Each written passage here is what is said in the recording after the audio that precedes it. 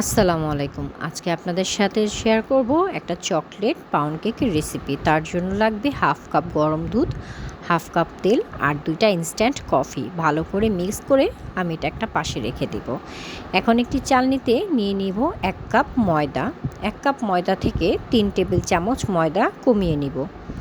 যে 3 টেবিল চামচ ময়দা আপনারা কমিয়ে নেবেন, সেই 3 টেবিল চামচ কোকো পাউডার দিবেন।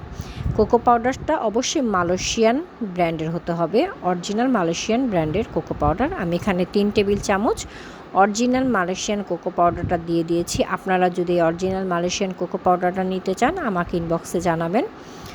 আর 3 টেবিল চামচ আমি এখানে মালয়েশিয়ান কোকো পাউডার দিয়ে দিলাম। তারপরে দিয়ে দিব 1 চা চামচ বেকিং পাউডার, 1 চা চামচ বেকিং পাউডার আর সামান্য লবণ। তারপর আমি এটা ভালো মতো চেলে নিলাম।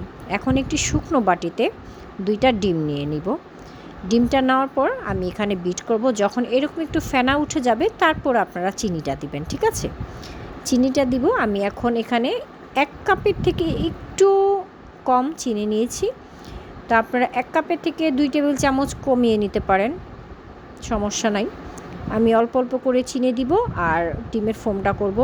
আমার এখানে যেহেতু ভিডিও করেছি, এখানে টাইমটা খুব দ্রুত। আপনারা দেখবেন হাতটা মানে যখন আপনারা একটা হাত ঘোরাবেন তখন 1 থেকে 10 গুনবেন, 1 2 3 4 এভাবে, একদম স্পিডে না, তাহলে ডিমের ফোমটা বসে যাবে। এভাবে অল্প অল্প করে চিনি দিবেন আর বিট করবেন। আপনারা দেখতেই পাচ্ছেন যে আমার ডিমের কালারটা চেঞ্জ হয়ে আসছে, ঠিক আছে? দেখতে পারতেছেন হলুদ থেকে কিন্তু একটু ক্রিম টাইপের হয়ে আসছে। এবং আমি এখানে অনেকবার, না হলো 6 বারে চিনিটা দিয়েছি আর বিট করেছি। তো এখন আমার বিট করা শেষ। আমি এখন কোকো পাউডারের যে শুকনো উপকরণে মিক্সচারটা দিয়েছি সেটা দিচ্ছি অল্প একটু, আর যে লিকুইড মিক্সচারটা তৈরি করেছিলাম সেই মিক্সচারটা অল্প করে দিচ্ছি।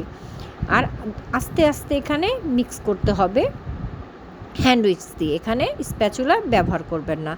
আমি এখানে 3 থেকে 4 বারে শুকনো উপকরণটা দিয়েছি। যতবারই শুকনো উপকরণটা দিয়েছি ততবারই আমি লিকুইড মিশ্রণটা দিয়ে দিয়েছি। এবং এখানে সামান্য পরিমাণের হাফ চা চামচ দিয়ে দিব চকলেট এসেন্স আর হাফ চা চামচ দিয়ে দিব চকলেট পেস্ট।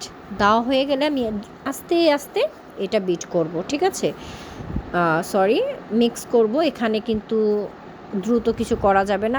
আমি এখানে আলতো হাতে করছি, ভিডিওটার কারণে হয়তো খুব দ্রুত 6 ইঞ্চি মোল্ডে ব্যাটারটা ঢেলে দিব আর সামান্য কিচমিচ দিয়ে দিব। আপনারা 8 ইঞ্চি মোল্ড নেবেন, আর আমার কাছে 6 ইঞ্চি মোল্ড ছিল। কেকটা কেমন লাগলো সবাই কমেন্টে জানিয়ে যাবেন। আপনাদেরকে সবাইকে অসংখ্য ধন্যবাদ। সবাই ভালো থাকবেন, সুস্থ থাকবেন।